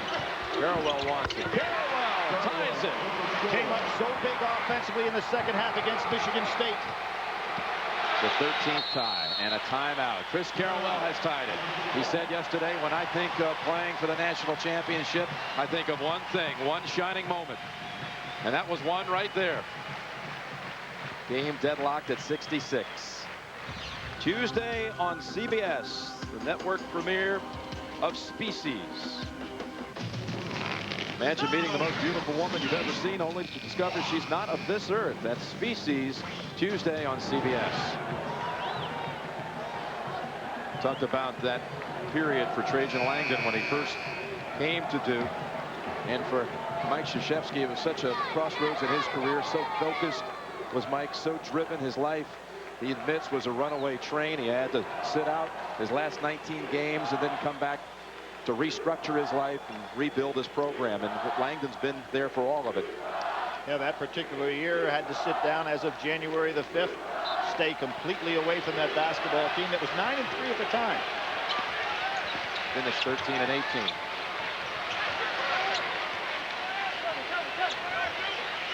Five seconds. Elamine recognizes what the official's doing, so he backs it up a little bit. He's close to a 5-second call. Good job by Elamine to break it. Gone 4.5 without a field goal. And that's last touch by Avery. But 8 seconds is all we have on the shot clock. You know what that means, Jim? Richard Hamilton. If you're Duke, you better keep an eye on him here. Here is where he's so dangerous. Bosco back for Saunders. And Carrawell, who studied films to get ready to handle Steve Francis and did a fine job against him defensively, has to be aware of where Hamilton is right now. Aware here, too. 5 on the shot clock. Elamine gets in the lead back. He loves the leaner. They really do have 2 guys that don't mind taking that big shot. Unusual for teams to have that. Trajan Langdon has the curl that time. Speaking of wanting the shot, Langdon will go back to the line. Double bonus the rest of the way. He'll shoot 2. I'm sure the Duke players were aware of Hamilton just as I was. Elamine freezes Avery and then gets that little floater that he loves so well. Just as Brand was an outstanding player on that Goodwill gold medal team, so was Elamine. Jim Calhoun says the bravest soldier of them all. Elamine is a brave one also. 2 shots, Langdon.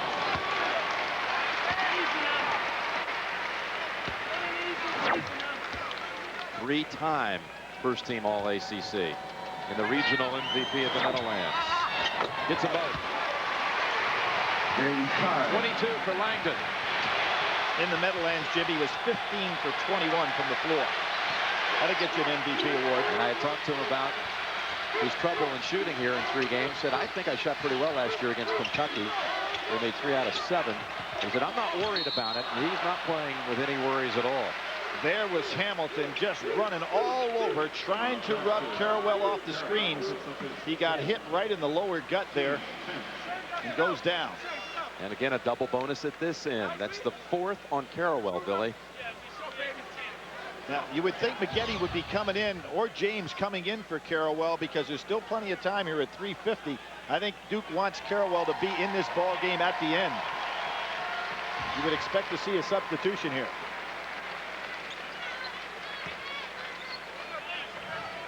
So 4 for Carrawell.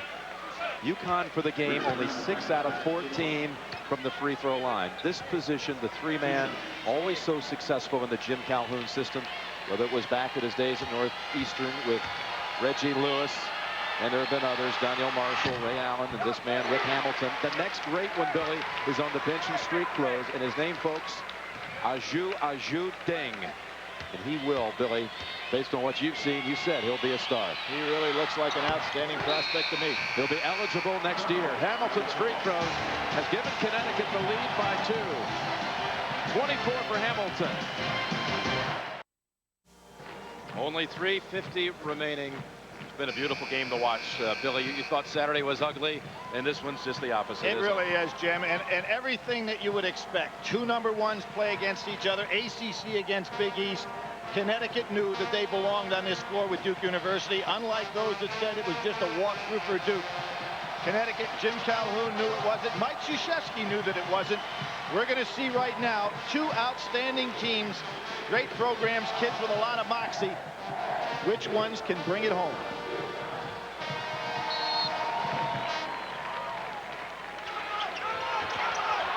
Court pressure over the top to beat the press to Avery. In the corner, they forced the turnover. That was more from behind. William Avery, once he crossed half court, had to cut to the middle to get away from that trap. Didn't do it. Every possession so critical. 3.5 remaining. Hamilton left open after Bram went for the steal, and a 3 gives him the 5-point lead. He rips the long one. Scotty Thurman, Antonio Lang over the top, Charlotte, North Carolina. A huge 3 there, and that was as well. And that was also against Duke. Carrawell comes into the traffic, going to get Bosco for that one. Let's check the CBS Sportsline stat of the game.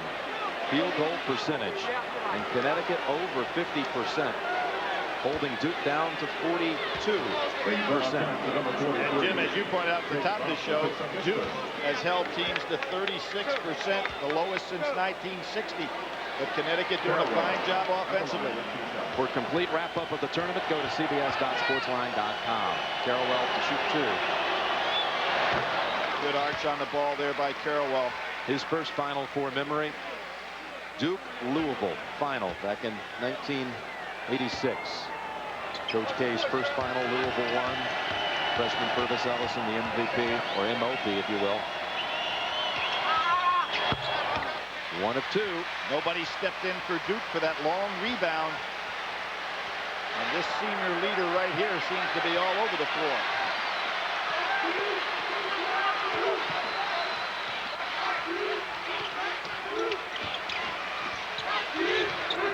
Again, Hamilton running around the screens. He wants it, not this time.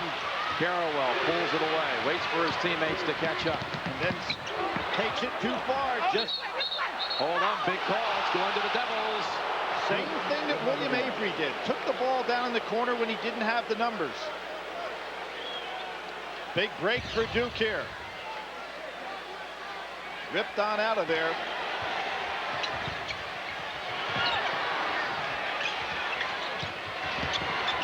Langdon, spin move, too strong, and Ricky Moore rebounds. And who was the man guarding Trajan Langdon on that play? Ricky Moore, and still there in position to grab a rebound. 8 rebounds for Ricky Moore. Matched his total against Ohio State, where he led the club. 6'2" guard. 16 rebounds in 2 games, and you're asked to be the defensive guard. That's a walk. El Amin, and hold on, they got it. They got it. Has to be a walk, kind of a delayed call there. 2:15 remaining. And Jim Calhoun looks at El Amin and says, hey, keep the ball out up high. Let Richard Hamilton run around those solid screens. Devils have made only 1 of their last 7 attempts.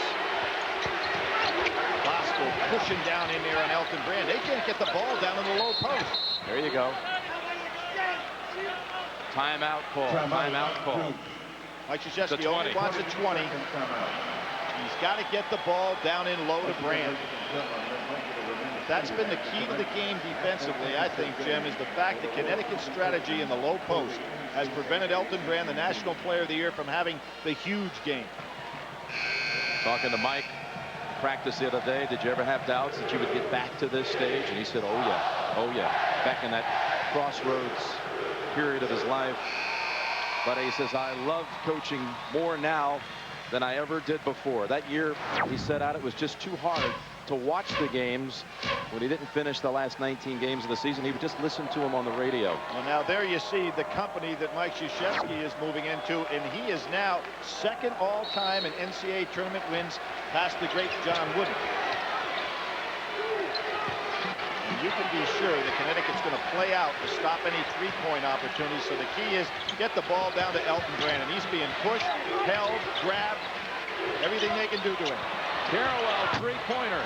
Block out by Freeman. Great rebound. Battier gets it out. Langdon three. The senior delivers. Sensational play by Battier. What a rebound.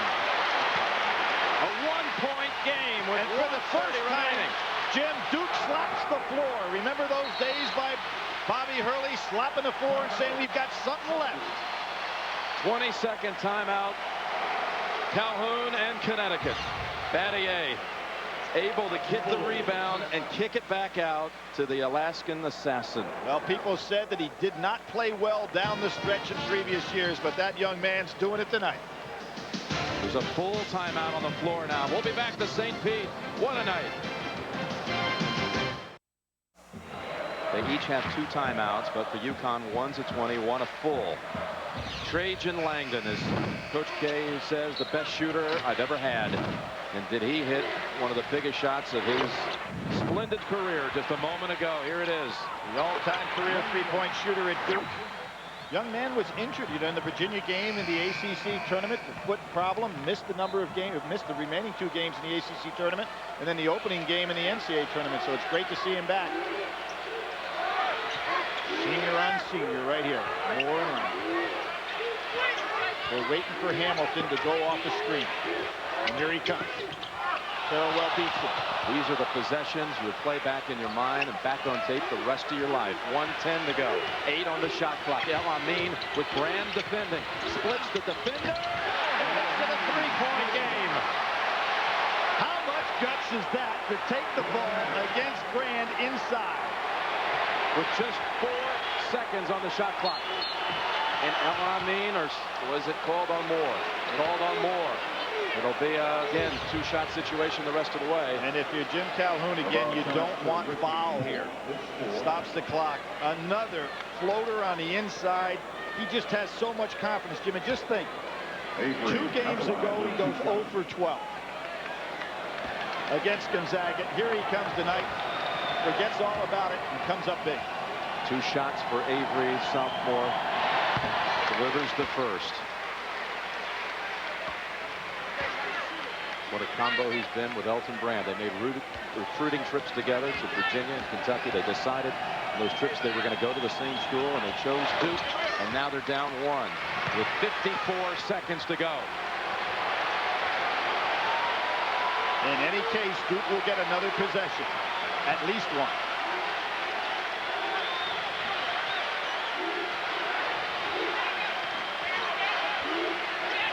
Jim Calhoun says, I want it back out here, and he wants a timeout now.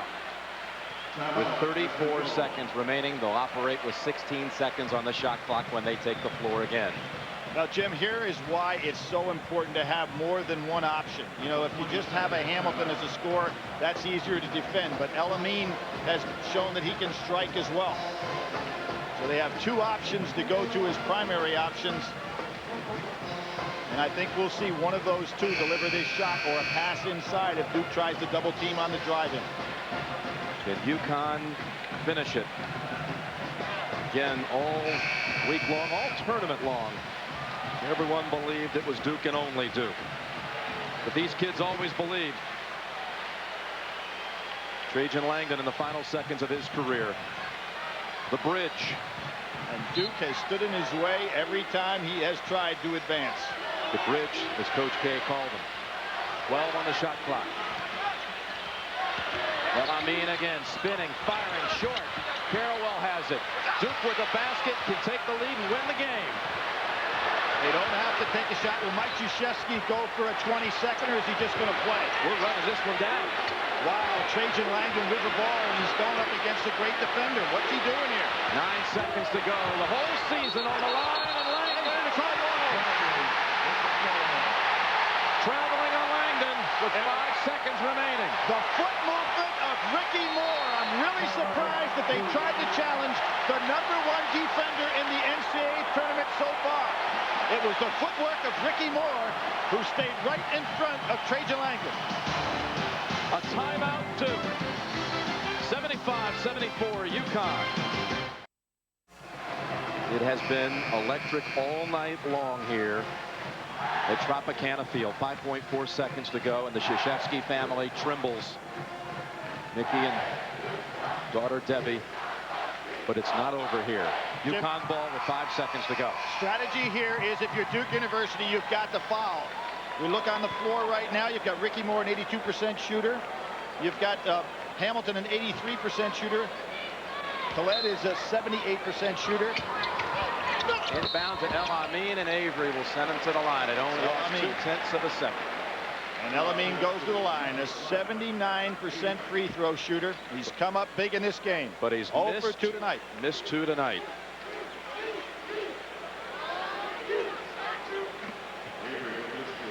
There is the defensive intensity of Ricky Moore. I really thought that Duke would have been better off not trying to go against the strength of Connecticut's defense and put the ball in the hands of Avery since Moore was on Trajan Langdon. But that's old news now. Again, you watch the tournament through the eyes of the players, through the eyes of the kids. And Khalid Al-Amin, who had just an atrocious game against Gonzaga in the regional final, they tried to clear that hurdle. Still stepped to the line, though, late in that game and hit the key free throws. 2 shots coming for Al-Amin.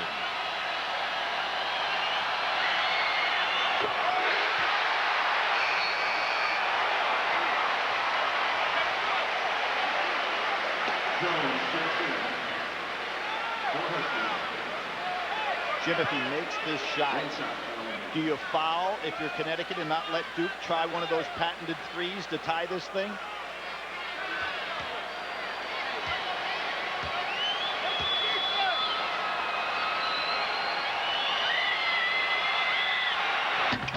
You'll need a 3 to tie. Trajan Langdon's going to take it to length of the floor and try to get it off. He doesn't have a lot of time here. Pressure from Jones. Langdon trips, and UConn has done it. El-Amin comes over and says, "We shocked the world." Folks, you got to believe, because just when people say you can't, you can. And UConn has won the national championship in its first attempt in a final.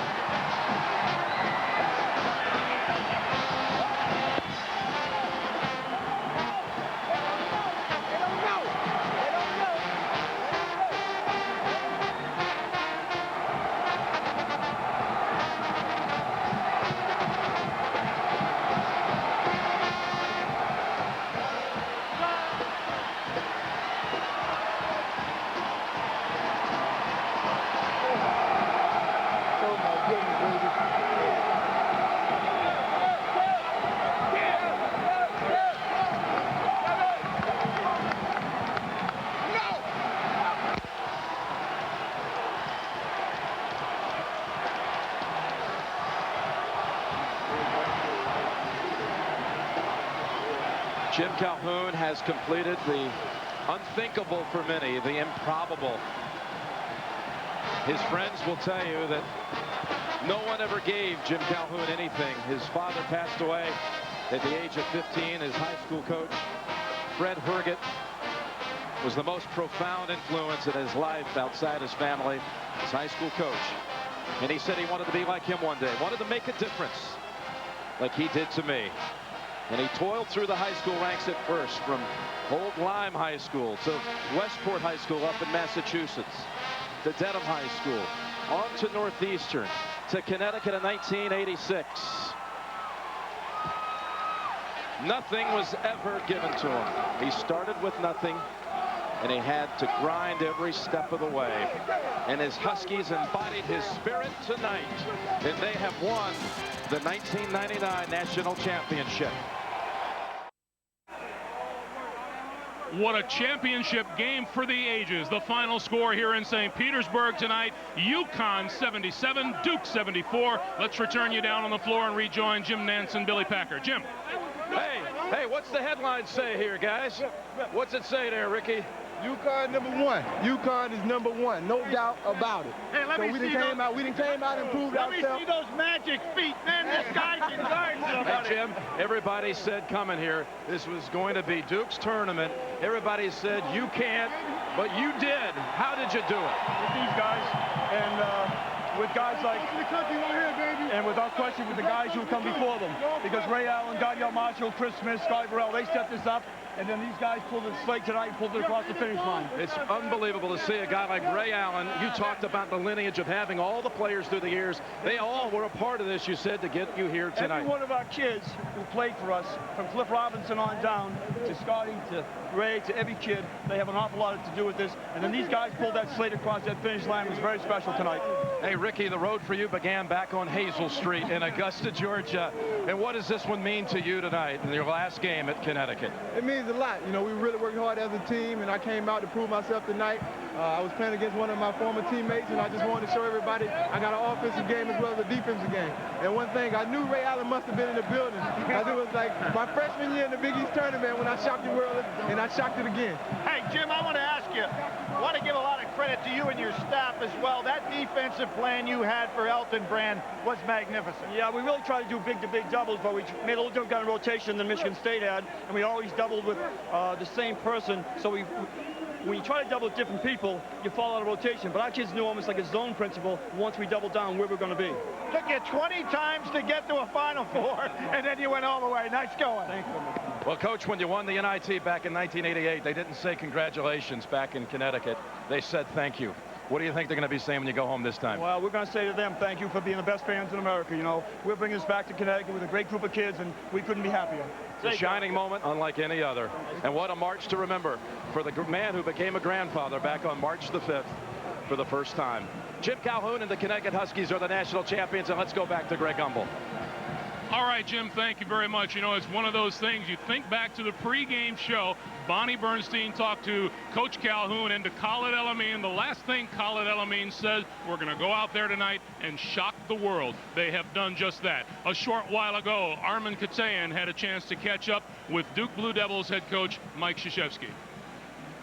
Coach, certainly not the effort, or certainly not the outcome here, but as disappointment. The effort was great in a game for the ages. Yeah, it was a great game, and I thought we really picked it up in the second half and had some opportunities. They make big shots. Their perimeter is terrific. Hamilton and El-Amin and Moore are just an amazing perimeter, and they kept pressure on us all game, and it was tough to defend them. And then we got some looks, and we put ourselves in a position where we had a chance to win, and they made the play, and we didn't make the play in the last minute. And that's what great games usually end up with, is, you know, who made that one play. You've told us time and time again how much you love this team. What, in a moment, you'll be in the locker room with them. What do you say to them? Well, I'll find out when I do things by feel, not by program. So when I see them, I love my team. I mean, they gave me an unbelievable year, and we lost to a great basketball team. I think a team that played outstanding basketball. So I thought we were beaten tonight. We didn't lose, and my hat's off to Jim and his team. They're really a tough basketball team. They're a very difficult team to defend. Thanks, Coach. A sensational season, a little short. Thank you very much. Mike Krzyzewski as classy in defeat as he is in victory. Our Chevrolet players of the game: Trajan Langdon of Duke, a team-high 25 points. Richard Hamilton of Connecticut, 27 points, 16 of them coming in the second half. He also grabbed 7 rebounds. We'll take a timeout here, and when we come back to St. Petersburg, a happy UConn Husky bunch will take possession of the championship trophy. We'll also have one shining moment coming your way right after this. We never tire of the view. Tropicana Field on a Monday evening, late March, courtesy of Goodyear. Coming up next here on CBS, for most of you, it's your late local news, followed by Late Show with David Letterman. Dave's guests tonight are Marv Albert, Diane Lane, and musical guest Blur. Right now, the moment Connecticut's been waiting for since day one of practice in the fall, the presentation of the NCAA championship trophy. Here is public address announcer Jackie Bowe. Your attention, please. To present the championship awards tonight, here is the chairman of the NCAA Division I Men's Basketball Committee, Mr. C.M. Newton. Again, on behalf of the Division I Men's Basketball Committee, I want to congratulate both of these outstanding teams for a tremendous championship game and a tremendous run throughout the tournament. And now it's my privilege to present the NCAA championship trophy to Coach Jim Calhoun at the University of Connecticut Huskies. Congratulations, Coach. Jim, we'd like a few words from you, please. I just want to thank the best fans in America. Although you may disagree, CM, from the best state basketball in America to the best basketball team I've ever coached, who brought this trophy home. I also want to congratulate a great Duke basketball team that we beat here today. They're a tremendous basketball team. Congratulations, Jim. You're great champions.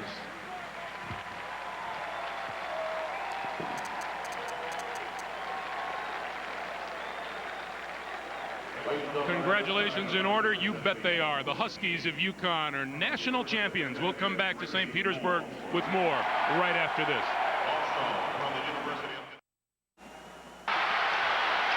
Trajan Langdon's going to take it to Langdon to the floor and try to get it off. He doesn't have a lot of time here. Pressure from Jones. Langdon trips, and UConn has done it.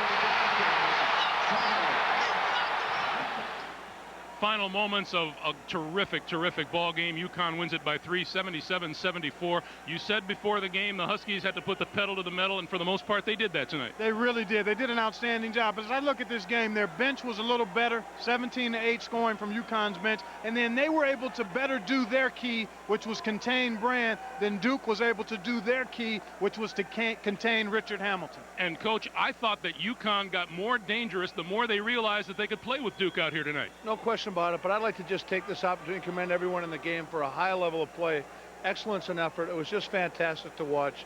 It was a pleasure to watch it as a coach and as a fan. Duke comes down to the championship game and then registers its lowest field goal percentage of the season at 41.1%. They come a 3-point shy in the championship game. A timeout here. We're back with one shining moment right after this. We remind you once again, coming up next, it's your late local news, followed by The Late Show with David Letterman. Dave's guest tonight, Marv Albert, Diane Lane, and musical guest Blur. Our final score, the UConn Huskies, champions, 77-74 over the Blue Devils of Duke. Now, Saturday at 1 Eastern Time, CBS Sports brings you live flag-to-flag coverage of the Nashville 320 presented by Outback Steakhouse. Then at 4 Eastern, CBS Sports Spectacular brings you the U.S. Snowboarding Grand Prix and the Snapple Superstars. Then in 2 weeks, it's golf's most prestigious event, the Masters. Our CBS Sports coverage begins Thursday and Friday, April 8th and 9th, with late-night highlights at 11:35 Eastern Time, followed by live third-round coverage Saturday at 3:30 Eastern. Then on Sunday, final round coverage gets underway at 4 Eastern. The Masters on CBS, a tradition unlike any other. And so tonight, after years of sustained excellence, Connecticut coach Jim Calhoun and his spirited Huskies finally got the shot they deserved, and they made the most of it. Our congratulations also to Duke coach Mike Krzyzewski and his Blue Devils, who throughout the season represented the gold standard in college basketball. With 2 national titles and 5 trips to the Final Four, Duke can still lay claim to the title as the team of the 90s. This mad march of 64 teams and 63 games has again given us one wondrous story after another, punctuated with names like Arsenault, Zerbiak, and Krzyzewski. For Jim Nance, Billy Packer, Clark Kellogg, Coach Rick Majerus, and for all of us here at CBS Sports, I'm Greg Gumbel. Thank you for being with us. As we leave you now from St. Petersburg, Florida, here's one last tribute to the 1999 tournament and its many shining moments.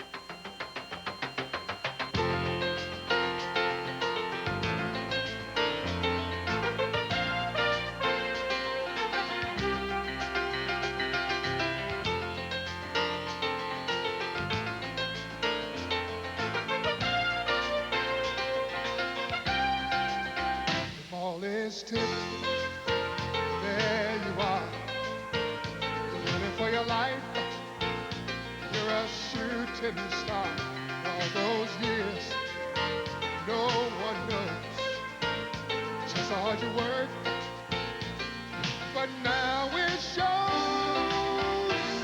that one shining moment you reached deep inside. In one shining moment you knew you were alive. Feel the beat of your heart, feel the wind in your face. It's more than a contest, it's more than a race.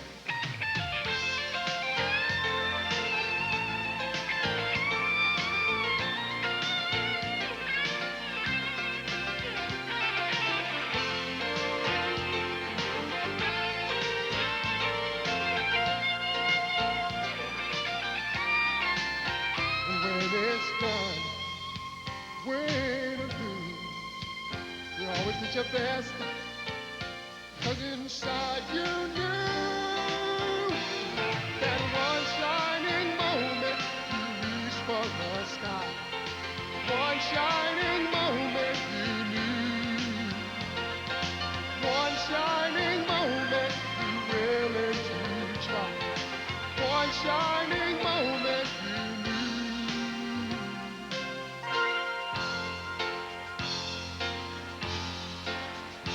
One shining moment.